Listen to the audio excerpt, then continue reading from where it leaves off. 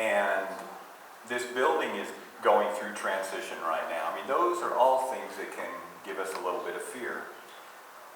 We all have different fears. They're not all the same. I mean, there might be some common things. Maybe everybody's afraid of spiders or something like that. I don't know. But we have unique things. And what's interesting about our fears is they don't always go away if we don't deal with them. Sometimes we don't want to deal with them. But it's kind of like the ostrich with the head in the sand, and stuff's still going on even if you're trying to ignore it. So how do we deal with that stuff? You don't need to put that back up, Christian, but how do we master our fears? Because our fears can really almost paralyze you. Have you ever been in a situation where you were afraid of maybe the outcome of a situation or something like that, and so you didn't even want to initiate the conversation because you were afraid of the outcome? I know there's been things where I've been afraid to tell Cindy something, and this was years and years and years and years ago. And I physically became sick over what I needed to tell her and some other people. I mean, it affects you physically. That's powerful. That's powerful. So when I see anybody, even Mark Twain, talking about, this is something you need to master, I'm thinking, there's a lot of smart people out there. And Jesus told us, you need to take care of this stuff. It affects our confidence when we're afraid of things. Wouldn't it be nice to be 100% confident in any situation about anything regardless of what happened?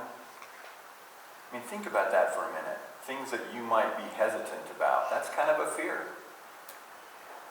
What if you could just completely do away with that? Is it possible? Kathy's going, no, it's not possible. I think it's possible. Is it always realistic? I think that's because of what's going on between our ears and not because it's not possible. So how can we work through that? You know, there are so many specific things. I mean, Satan is the one who tells us all of these things. I'm on the top of the ladder. Well, I'm not. I'm probably halfway up the ladder being a sissy. And reaching, on my tippy toes because I don't want to climb up another step. And Satan probably doesn't have to do a whole lot to just make Ed be afraid on a ladder. But I'm sure he's fine with me being that way because it prevents me from doing things. But one of the things that Satan tells us is we're not enough. We're not enough. And so maybe we deal with a little bit of jealousy. I'm not as good as Joe. And so I become jealous of Joe. And it's Satan that's telling me those things. But what Jesus is saying is John 3:16, I love you so much, I died for you. So you are enough. How can you not be enough if Jesus does something like that? Maybe you don't have enough of whatever that thing is. And so you operate kind of like a Scrooge. You just kind of squirrel things away, whether it's money or food or your time or whatever it is, because you want to save it. So just in case you run out, you've got it. And when we read the Bible, Jesus says, don't worry about stuff. Don't worry about things. I take care of the birds. I dress the lily of the field. I take care of everything. Don't worry about hoarding things. What if you're not strong enough? Well, then you have pride to cover up your insecurity of lack of strength in some area. Or just not measuring up, and so you feel like you need to maybe be a little bit judgmental or compare yourself to other people. And Jesus says, don't do that. I'm the judge.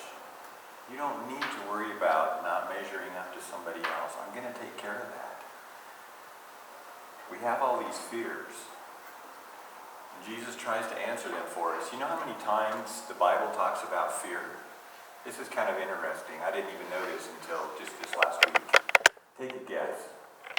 500. Huh? 500. Well, you're close. Some people said more than 400 times, but a lot of people that apparently counted said 365 times. Isn't that interesting? There's a lot of fears. And Jesus is saying to all of those 365 fears, don't be afraid. I've got it covered. And we're not going to look at all of them today, but I just want to share some of those texts with you this morning, where there was a situation, and most of these stories are going to be really familiar to you. And Jesus is saying, calm down, Ed. I got this one. Again and again and again. The first one, and Jesus shares this information with us and with the people in the Bible through a lot of different ways, but in a vision he talked to Abraham. And Genesis 15:1. Here we go. After this, the word of the Lord came to Abram in a vision, and God says, don't be afraid, Abram.